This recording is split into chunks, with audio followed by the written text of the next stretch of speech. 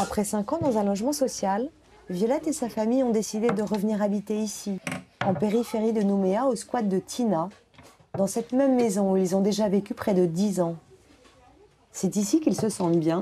La vie en appartement, ils ne s'y sont jamais adaptés. Je suis sorti de la SIC pour revenir encore ici au squat parce que je sens une vie, ma vie, ma culture à moi.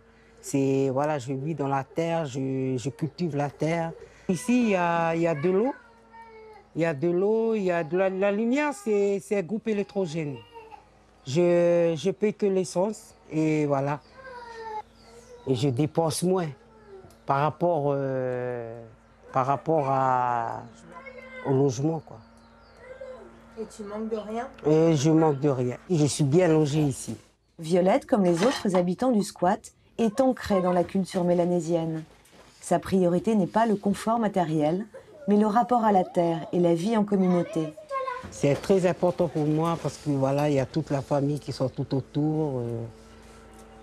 C'est pas comme dans un bâtiment, tu vois pas la famille, mais ici dans la tribu, là, ben, on vit en communauté.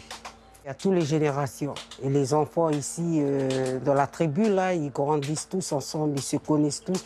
Malgré que c'est des différents, les 3 îles, la Grande Terre, mais ils sont tous ensemble, on les considère comme des familles, quoi.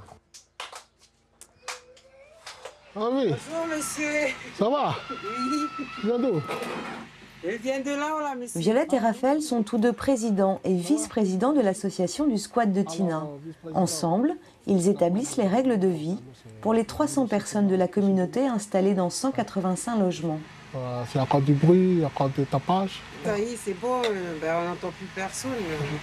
On va voir les gens, parler avec eux, se trouver amis. Raphaël a lui aussi vécu dans un logement social, mais lui non plus n'y a pas trouvé son équilibre. Il n'y a pas de respect entre les voisins et tout ça. Et où je vivais avant à Magenta, ceux qui dans le parc, ils crient, ça résonne. Ça crie le soir, il n'y a pas de respect, il n'y a rien. Ça fait qu'on paie quelque chose, on est mal logé. Voilà, ici c'est l'église, on fait notre culte.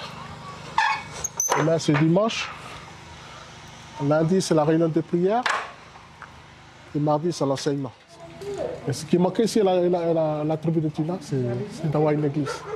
Voilà, c'est ça qui manque.